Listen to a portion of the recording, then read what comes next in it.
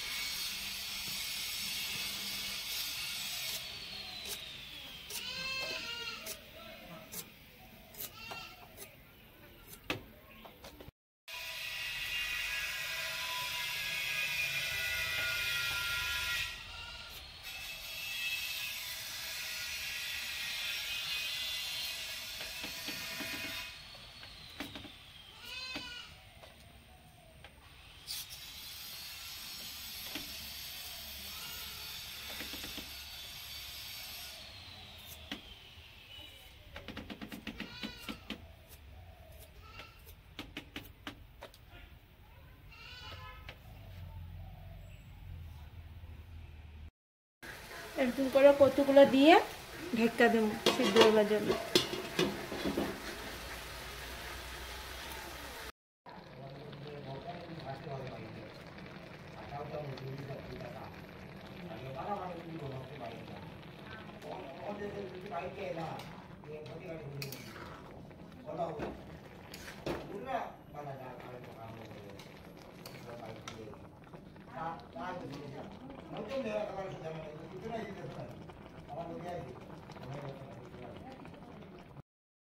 কচুটা সিদ্ধ করে নিছি, কইরাম কচুটার জল ভালো করে ঝরায় নিছি। এইভাবে জল ঝরায় নিতে লাগে, যেভাবে আমি ঝরায় নিছি। নাহলে জল জল যদি থাকে কচু শাকের মধ্যে, তাহলে কচু শাকটা ভালো হয় না। আমাদের কড়াই গরম হয়ে গেছে গিয়ে, এখন আমি তেল দিলাম।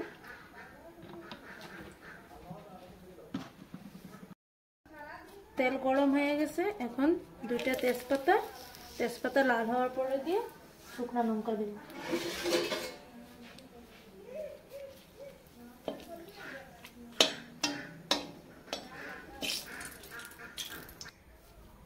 চারটা শুকনো লঙ্কা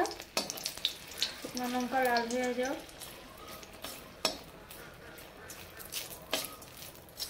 শুকনো লঙ্কাগুলো লাল হয়ে গেছে গিয়ে, এখন পাঁচফোড়ন দিই।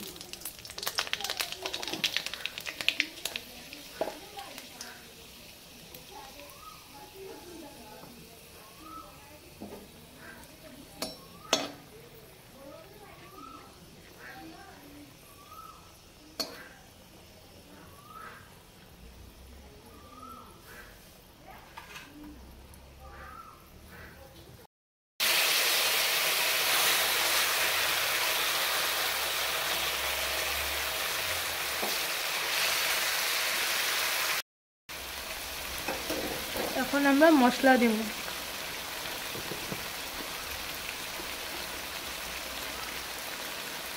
পরিমাণ মতন হলুদ,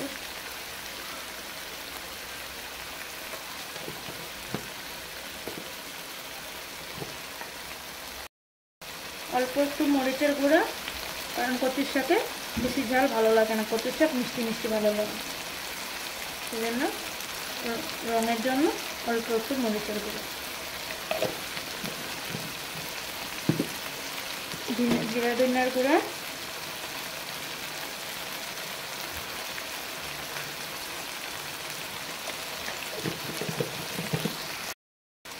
স্বাদ মতো লবণ,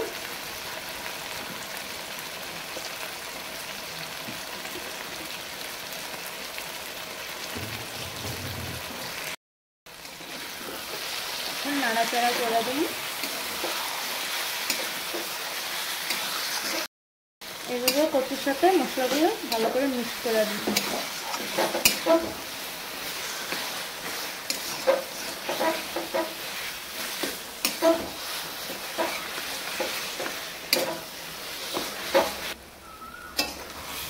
কচুর শাকটারে খুব ভালো করে ভাজতে লাগে, কারণ কচুর শাকে খুব বেশি পরিমাণে জল থাকে। যদি জল যদি থাকে কচুর শাকের মধ্যে, কচুর শাকটা খায় ভালো লাগবে না। তা আপনারা যদি ঘরের মধ্যে যদি কচুর শাক বানাইয়া খান, তাইলে এইভাবে বানাইয়া খাইবেন। ভালো করে জলটারে শুকাইবেন আর ভালোভাবে ভাজবেন। ভাজার পরে দিয়ে খাইয়া দেখবেন বহু স্বাদ লাগে।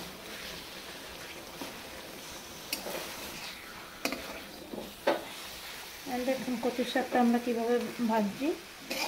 এইভাবে ভাজা হয়ে গেলে আমরা নামাই নেব।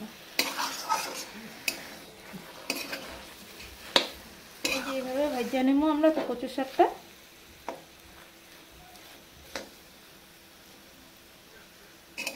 আমাদের কচুর শাক হয়ে গেছে। সুন্দর করে ভাজা নিলে কচুর শাকটা সেম এরকম হবে। আমাদের কচুর শাক রেডি, এখন আমরা নামায় নেব। যদি আপনারা ইউটিউব থেকে দেখেন তাহলে লাইক শেয়ার সাবস্ক্রাইব করে দিবেন, আর যারা ফেসবুক থেকে দেখতেছে তারা ফলো করে দিন, যাতে আরও নতুন নতুন ভিডিও পাওয়ার জন্য।